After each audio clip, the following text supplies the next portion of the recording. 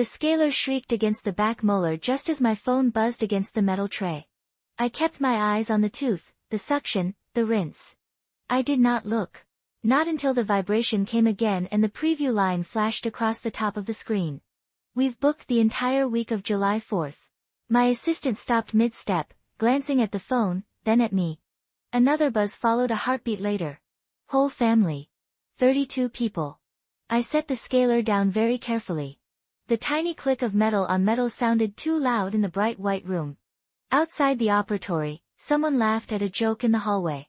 Inside, the air around me tightened, thin and metallic, like the moment right before an X-ray beep. I wiped my gloves, pulled them off, and placed the phone face down on the tray. Not in a rush, not with panic, just deliberate and slow.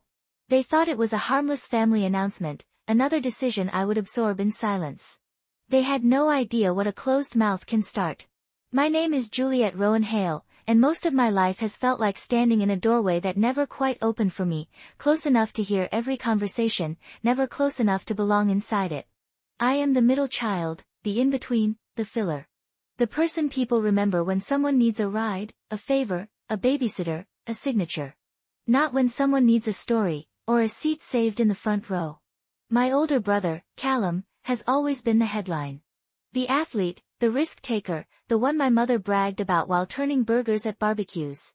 The photos on the fridge were his trophies, his championship shots, his sunburned grin holding up some new medal. My younger brother, Evan, arrived with the kind of charm that opens doors without knocking. Teachers adored him. Strangers leaned in. The world reached out with both hands, and my parents clapped along every single time. Me, I became the steady one by default. The one who picked up what fell. When Callum forgot appointments, I was the one who called and rescheduled. When Evan lost his backpack, his keys, his jacket, his sanity, I was the one retracing steps, checking under couches, calling lost and found. If something spilled, it somehow ended up on my side of the table. If something needed doing, it drifted toward my hands as if pulled by gravity. My mother, Helena, would pat my arm in passing and say, "Thank you for being reliable," like she was signing off a work email. My father, Mark, would give a short nod, the same way he nodded when a report at work came back on time. Reliability sounds like a compliment until you realize it is also a cage. You do not see the bars until you try to need something back. So I trimmed the edges of my own wants. I kept my life small on purpose. I paid my own bills, logged every dollar in a spiral notebook so flimsy the cover curled in on itself. I did not ask for help because help always came with remarks. I did not talk about dreams because dreams had a talent for being repackaged as resources for someone else. Still, there was one picture I kept hidden where no one could reach it. Space. Quiet. A place that belonged to me in a full sentence, not just as an afterthought. The lake had always been that picture. Even as a kid, any time our car passed a stretch of still water, just a slice between trees, my shoulders would drop. I imagined standing there alone, no doors slamming, no voices colliding, no jokes that landed on my back. Just air that did not cost me anything to breathe. The day I saw the listing for the A-frame cabin, it did not feel like discovering something new. It felt like finally spotting a familiar face in a crowded room. Wood siding, tall windows, dock reaching into dark water. A price that made my pulse spike, then settle, because I had spent years preparing for something I could not yet name. I did not tell my family when I drove out to see it. I did not tell them when I ran my hand along the railings, when the realtor's keys scraped in the lock, when I stood in the empty living room and heard my own breath echo. I did not tell them when my offer was accepted, or when I signed the closing papers with hands that shook so badly I had to steady the pen between my fingers. The only person who knew was Mara, my closest friend, the one who had sat in my parents' kitchen often. Enough to understand that secrecy was not spite. It was survival. She was the one who brought me coffee the night before closing, who squeezed my shoulder and said, "They do not get to ruin this too." I thought I had time. Time to find an honest way to explain. Time to bring my parents up one weekend, show them the kitchen I painted myself, let them see the deck I had sanded until my shoulders burned. Time to invite my brothers on my terms, so they would understand this place was not a toy or a free venue. It was mine. Built from extra shifts and skipped vacations and saying no to myself more times than I could count. Families like mine do not wait. They decide. And when they want something, they rarely stop to ask who actually owns it. That is why one preview line on my phone, "We've booked the entire week of July 4th," did not feel like a celebration. It felt like a sentence being handed down. I did not listen to the voicemail right away. I finished with my patient, double-checked the chart, gave my tired smile at the checkout desk. I peeled off my gloves, washed my hands until the water cooled from hot to lukewarm, until my heartbeat slowed enough that I could trust my voice not to shake. Only when I stepped into the supply room, away from the bright lights and chatter, did I pick up my phone and press play. My mother's voice burst out of the speaker like someone swinging open the wrong door without knocking. "Jules, we've booked the entire week of July 4th at your new lake house." She sounded thrilled, like she was surprising me with good news. I stared at the wall of labeled bins in front of me. Gauze, polish, sterilization pouches. Every item was exactly where it belonged. Her words did not belong anywhere. "Whole family," she added, like a punchline. 32 people. She hit the number hard, proud of the size, as if quantity alone proved this was a gift. As if the weight of 32 bodies, 32 opinions, 32 demands soaking into the floorboards of the only place I had ever built alone, was something I should be grateful for. Then she said the part that made the air around me go thin. "Boats, grills, fireworks, the works." Her laugh bounced against the plastic containers like it had the right to live there. For a second the room shifted, and all I could see were flashes. Trailers groaning up my gravel drive. Strangers hefting coolers across my deck. Kids sprinting through the hallway I painted with my own hand. Someone slamming cabinet doors I had sanded, dropping wet towels on the rug I saved months for. The dock shaking under too many feet. The quiet, my quiet, drowned under piled-up voices and arguments about playlists. They were not asking. They were not checking dates or capacity. They were announcing. Informing me like a hotel clerk they had already tipped. Like I was the last to know about plans that involved my house, my shore, my sleep. In the background, I heard my father's voice, faint but sure. "It sleeps plenty. She will not mind." He said it the way he says the weather, as if it were simple fact. "She will not mind." That had always been the story they told themselves about me.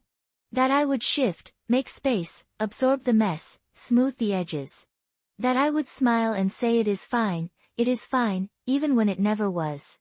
I did not replay the message. I did not need to. Every word had already carved itself into my ribs. I picked up the phone again and let my thumb hover over the call button, not to ring them back, but to feel the silence underneath their certainty. The kind of silence that is not empty at all, but wired, waiting. They thought I would fold, the way I had folded 100 times before. They did not see the way something in me had been shifting for years, tiny degrees at a time. This time, the shift was clean and final, like a key turning in a brand new lock. I did not call them back. I did not explain. I did not negotiate terms on a life they had never helped me build. I went home, packed a small overnight bag, grabbed my notebook and the metal box that held my important papers, and drove north with the radio off. The highway stretched ahead in long silver lines, eating up the distance between the version of me they counted on and the version of me waiting by. The water. Tall pines rose on either side of the road, dark and silent, like they had been watching this unfold for a long time and were finally seeing me choose differently. I drove with the windows cracked just enough to smell the resin and damp earth. The lake house did not pop into view all at once. It arrived slowly. First the curve in the road, then the gap in the trees, then the glint of water through branches.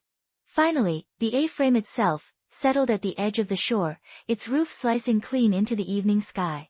My chest loosened the moment I turned into the drive. Inside, everything was exactly where I left it. The blue cabinets I painted after a 12-hour shift, hand-stained for days. The flannel thrown over the back of the chair. The stack of paperbacks by the window seat that smelled faintly of sunscreen and dust. Nothing crowded. Nothing loud. Just air. I stood in the middle of the living room with my hands in my pockets and listened. The house had its own heartbeat. The creak of settling beams, the low hum of the refrigerator, the soft brush of lake water on the rocks outside. It all sounded like a question. Are you going to keep pretending they get to take this too? I was done pretending. I pulled my old notebook from my bag, the one with years of penciled numbers, tight little columns of payments and repairs. Roof patch. Dock stain. New water heater. Each line was proof this place existed because I showed up for it. Not because anyone gifted it to me. Not because my family decided it was convenient. Then I dragged the document box onto the table. Nothing fancy. Just a plastic container stuffed with the deed, closing papers, insurance, receipts from every can of paint, every plank of wood, every tool I bought with my own money. I spread them out, one by one, until the table looked like a map of my adulthood. Only when the truth was visible in front of me did I reach for my phone. This time, I was not calling my parents. I was calling a locksmith. The locksmith arrived just after mid-morning, a quiet man with a steady gait, his toolbox clinking with each step like he was carrying a drawer full of small decisions. He didn't ask questions. He didn't make small talk. When I pointed out the doors, he nodded once, knelt, and started working. Metal unfastening. Screws turning. The low electric hum of a drill. Each sound felt like a page turning in a book I finally got to write from the beginning. He replaced every exterior lock, installed a new deadbolt on the back door, tightened the hinges on the side entrance, and at my request, fitted a keypad at the main entrance. When he asked me what code I wanted, I didn't hesitate. My birthday. Mine. The one date in my family that never meant anything more than a cake someone forgot to buy. He entered it into the system without a word. When he finished, he handed me a small ring with 2 keys on it. Just 2. No spares, he said. No copies. No extras. Only opens for whoever you choose. Whoever I choose, not whoever they assume. The words settled deep, warm and deliberate, like stepping into sunlight after months of gray. When he left, I walked the perimeter of the cabin. I locked each door, pressed my palm against every new handle. Each click felt more like a sentence forming than a security measure. When I was done, I stood on the porch for a moment and breathed in the resin-thick air, letting it anchor me to the ground. After that, I cleaned. Not because the place needed it, but because my mind did. I wiped the counters even though they were spotless. I shook out the rugs and swept the floors twice. I rearranged the mugs on the open shelf so their handles lined up perfectly. Control didn't need volume. It needed precision. In the late afternoon, I stepped onto the dock. The lake was smooth, gold light bending across the surface like something alive. I sat with my feet over the edge, toes dipping into the shock-cold water. Across the lake, faint fireworks cracked early, a different town celebrating too soon. Their echoes didn't reach my shore. That felt like an omen. When the sky darkened, I went back inside, opened the small wooden box I'd carved months ago to store keys, and placed the new ring inside. The lid closed with a soft thud, echoing in the room like a boundary made physical. I wasn't angry. The anger had burned out long ago. What remained was sharper and quieter, clarity. The kind that doesn't shake when challenged. Before bed, I opened my notebook to a blank page near the back, the one I saved for truths. I wrote a single line, this time, I'm not giving back anything they take. The snap of the notebook closing felt like the period at the end of a sentence that took years to form. I slept harder than I had in weeks. At dawn I woke to lavender light soaking through the window. The lake was covered in a thin veil of mist, soft as breath. I poured coffee, stood barefoot on the cold kitchen tile, and stared at the horizon until the first sharp blade of sunlight cut through the fog. My phone buzzed on the counter, 3 missed calls. 1 from Mom. 2 from Evan. I didn't touch it. I turned the screen face down again, the same motion from the dental clinic, but now steady instead of bracing. They wanted a week. They wanted the house. They wanted my quiet like it was a communal resource. But nothing in me was bending. I locked the front door behind me, the deadbolt sliding into place with a crisp, unapologetic click. That sound settled into my chest like armor.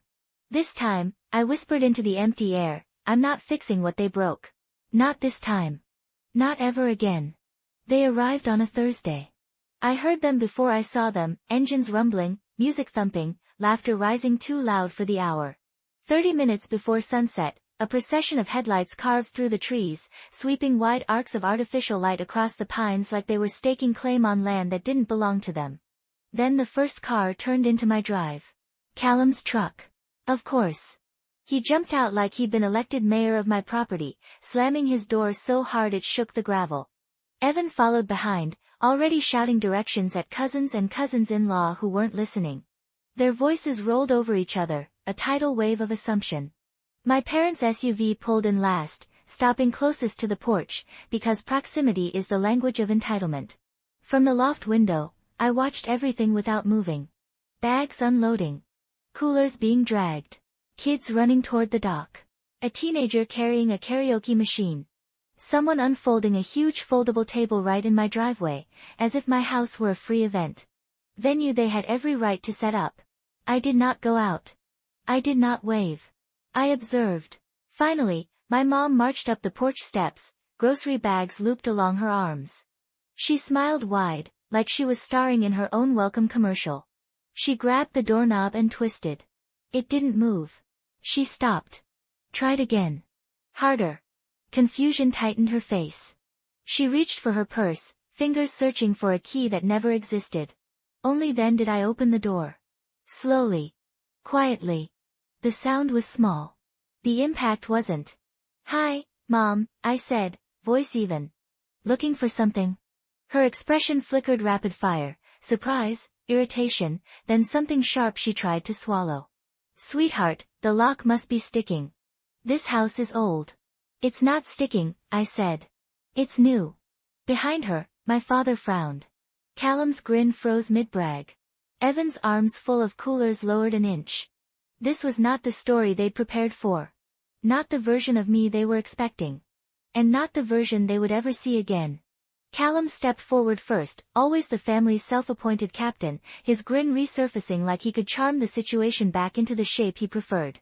"Ro, come on," he said, spreading his arms like the hero of a reunion movie. "This place is unreal. Wait till you see the boat we brought. The kids are dying to get inside." I didn't move. "There's no boat launch on my property." I said it calmly, almost softly. The softness didn't soften anything. Evan let out a bark of laughter, loose and careless, the same laugh he used whenever he assumed I'd eventually cave. "Don't be weird, Jules. Mom said you were cool with it." I looked straight at my mother. Not with anger. Not with accusation. Just long enough for her to feel the full weight of the truth. She had mistaken my silence for permission for the last time. "I wasn't asked," I said. The words dropped like stones in a still lake. Their ripples were immediate. Mom blinked fast, her smile faltering. She went for the weapon she always reached for first. "We just wanted family time," she said. "You never host anything." Dad stepped forward next, his voice deepening into the sermon tone he used when he wanted to sound righteous instead of controlling. "Families share. You don't lock your family out, Juliet." Callum crossed his arms, adding. The predictable dose of condescension. "You've got 8 bedrooms. Stop being dramatic." Evan nodded like that sealed the argument. "It's just a week, Jules." Behind them, relatives had already started unloading. Setting down suitcases. Dragging a karaoke machine. Hauling folding tables like they were preparing for a festival. Someone's kid bolted toward the dock with a beach towel. They acted like the owners. Like I wasn't standing there at all. Something inside me didn't snap. It sharpened. I stepped back into the doorway, placed my hand on the inside edge of the door, and spoke just loud enough for the closest people to hear. "This is not a shared property. This is my home. And nobody is entering." Then, without raising my voice, without making a scene, without giving them time to bargain, I closed the door. Slow. Steady. Final. And when the deadbolt slid into place, the click rang across the porch like a verdict. Outside, voices rose immediately. Confusion. Annoyance. Outrage. Callum jiggled the handle like force could rewrite ownership. Evan shouted, "Jules. Seriously?" Someone pounded on the wood. Someone else yelled to check the back door. Mom's voice cracked between irritation and desperation. It all blended into a tangled knot of expectations collapsing on themselves. Inside, the house stayed quiet. The kind of quiet that doesn't apologize. I walked to the kitchen, poured myself a glass of water, and sat on the window seat while their voices echoed against the walls they were no longer allowed to cross. Then came the sharp knock. Not frantic. Not dramatic. Official. The sheriff. I hadn't called him. But clearly someone out there thought law enforcement would intimidate me into compliance. He stood on the porch, polite stance, hat in hand. "They're insisting you let them in," he said through the door. "Just need to confirm the property owner." I opened the door just enough to hand him the documents. My name on the deed. My signature on every line. My mortgage statements. My insurance papers.